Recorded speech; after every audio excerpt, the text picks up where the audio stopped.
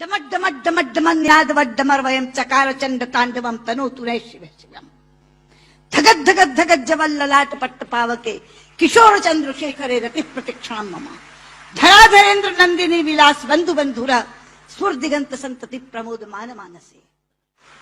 क्योंकि शायद कम लोगों को यहां यह मालूम हो कि संस्कृत विश्व की सबसे वैज्ञानिक भाषा है। सेम पेट्रोदा यहां बैठे हैं, वो साक्षी होंगे इस बात के कि जब दुनिया में टॉकिंग कंप्यूटर बनाने की बात चली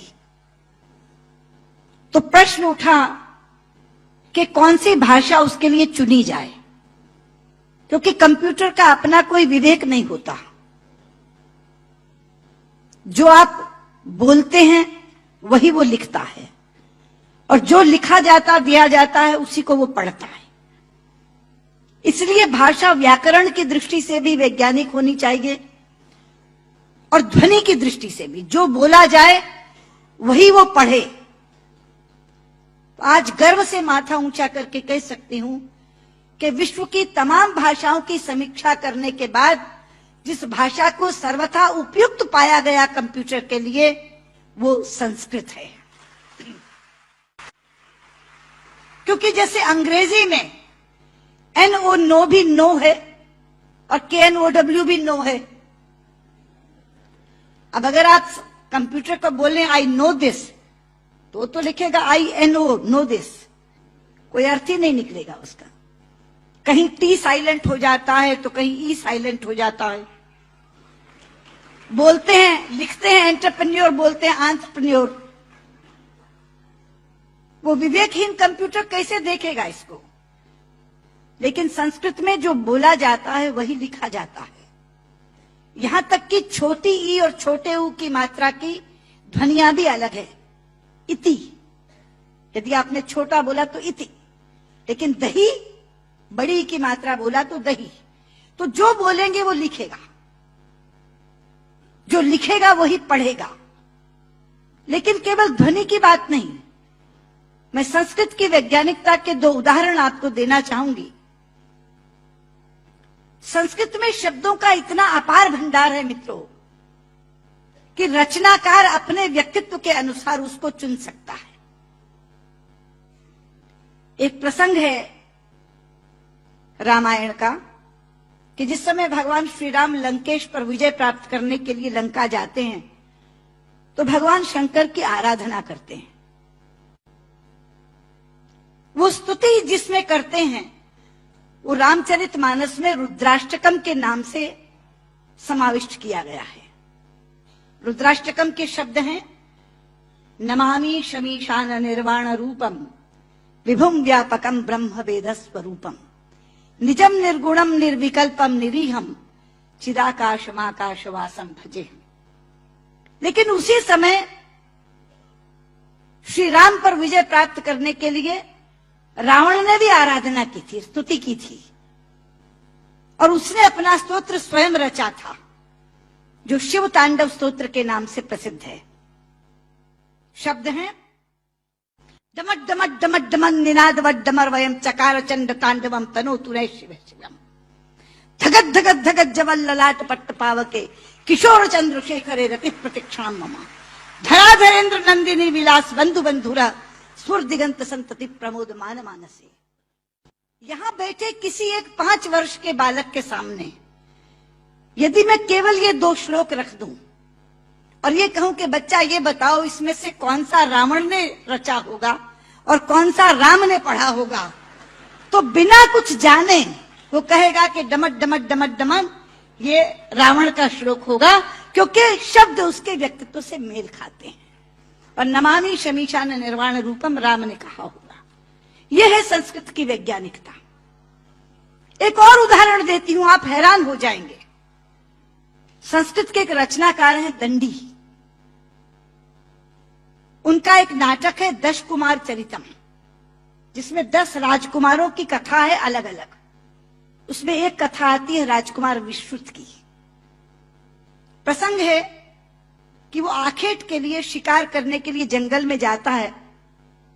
एक तीर आकर उनके होंठ पर लगता है और उनका निचला होंठ कट जाता है। मित्रों, इस प्रसंग के घटने के बाद कथा अनेक पन्नों में चलती है।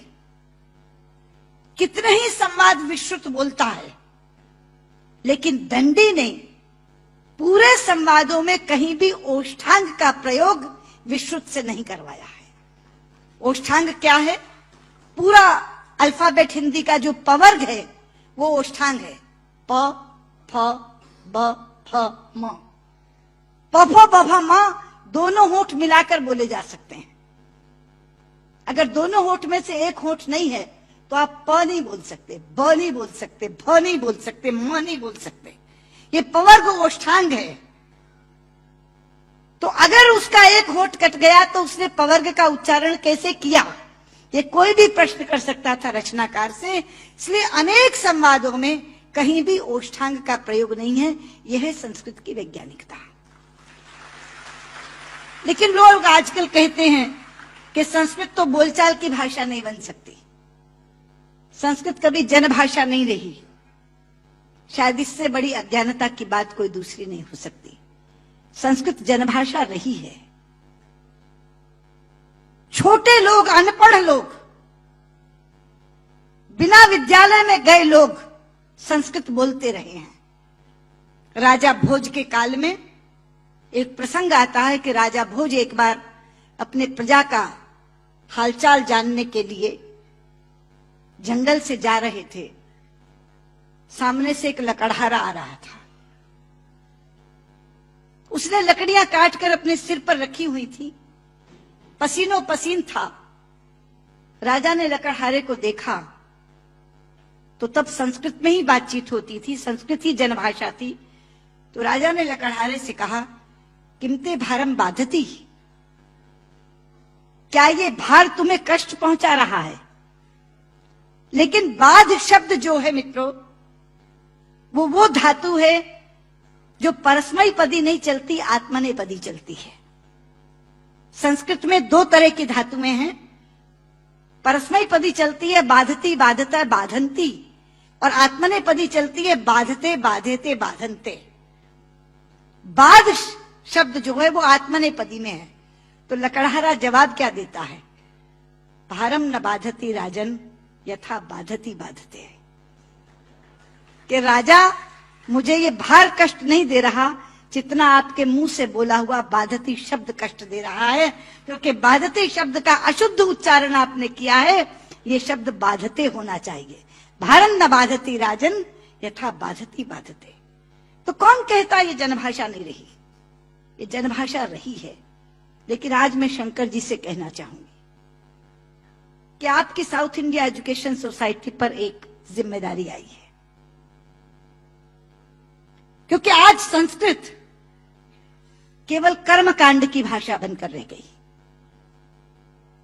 कल जब विश्व के लोग आएंगे और कहेंगे कि कंप्यूटर के लिए हमें संस्कृत के विद्वान दो, हम टॉकिंग कंप्यूटर बनाना चाहते हैं, तो एक विडंबना खड़ी होगी कि जिसे संस्कृत आती है उसे कंप्यूटर नहीं आता, और जिसे कंप्यूटर आता है उसे संस्कृत नहीं आती। इसलिए केवल साइटेशन संस्कृत में पढ़कर अपने कर्तव्य की तीसरी मत कर लीजिए। साउथ इंडिया एजुकेशन सोसाइटी का ये फर्ज बनता है, ये कर्तव्य बनता है कि वो ऐसे लोग पैदा करे जो संस्कृत और कंप्यूटर दोनों के परम विद्वान बने। और उस समय जब हमारे सामने ये बोध आकर के खड़ा हो, ये विषय आकर के खड़ा हो कि टॉकिंग कंप्यूटर के लिए संस्कृत के विद्वान चाहिए, तो साउथ इंडिया एजुकेशन सोसाइटी कहे, ये लीजिए हम देते हैं जो संस्कृत के भी ज्ञाता हैं और कंप्यूटर के भी ज्ञाता हैं। क्योंकि अथाह भंडार भरा पड़ा है हमारे ज्ञान का, हमारे शास्त्र, हमारे उपनिषद, हमारे ग्रंथ, और उन ग्रंथों की सोच लोगों तक पहुंची नहीं। आज अभी शंकर जी अपने प्रारंभिक वक्तव्य में कह रहे थे, उदार चरिता नाम वसुधैव कुटुंबकम। ये संस्कृत जानने वाले की सोच है। संस्कृत बोलने वाला पूरी पृथ्वी को परिवार मानता है, वसुधैव कुटुंबकम। संस्कृत बोलने वाला पृथ्वी को परिवार मानता है, और अंग्रेजी बोलने वाला विश्व को बाजार मानता है। और ये सोच का अंतर है। क्योंकि परिवार में प्यार होता है मित्रों, बाजार में व्यापार होता है, केवल व्यापार, शुद्ध व्यापार। लेकिन ये कौन बताएगा लोगों को कि भारतीय संस्कृति में पूरी पृथ्वी को, पूरी वसुधा को कुटुंब मानने की भावना है। सर्वे भवन्तु सुखिनः, हम तो सर्व की बात करते हैं, सर्वे सन्तु निरामया, सर्वे भद्राणि पश्यन्तु मा कश्चित् दुर्भाग् भवेत्। सर्व के कल्याण की कामना किसने की है? लोग अपनी अपनी बात करते हैं, लेकिन ये है वो भारतीय संस्कृति जो सर्व के कल्याण की कामना करती है। इसलिए बहुत ज्यादा आवश्यक है कि ये ज्ञान जो छिपा पड़ा है पुस्तकों में, केवल इस कारण नहीं पहुंच पा रहा कि ऐसी भाषा में है जो भाषा मृतप्राय होती जा रही है, जो भाषा केवल मंत्रोच्चार की भाषा बन गई है कि विवाह पद्धति करानी है, जन्म मरण कराना है तो पंडित जी को बुला लो, वो भी अपना आधा अशुद्ध और आधा शुद्ध बोल के चले जाते हैं, क्योंकि उनको भी कोई टोकने वाला नहीं, उनको भी कोई कहने वाला नहीं कि आप क्या कर रहे हैं। इसलिए साउथ इंडिया एजुकेशन सोसाइटी पर यह जिम्मेदारी आई है, आप इस काम को करें। और मैंने अभी जब आप बैठे थे तो मैंने आपसे कहा था कि जो 2.5 लाख का पुरस्कार आपने मुझे दिया है मैं आपको वापस करती हूं, आप इसी पुण्य कार्य में आप उसका इस्तेमाल करें और ये काम आप जरूर करेंगे। मुझे लगता है तभी मेरा यहाँ आना सार्थक होगा। बहुत बहुत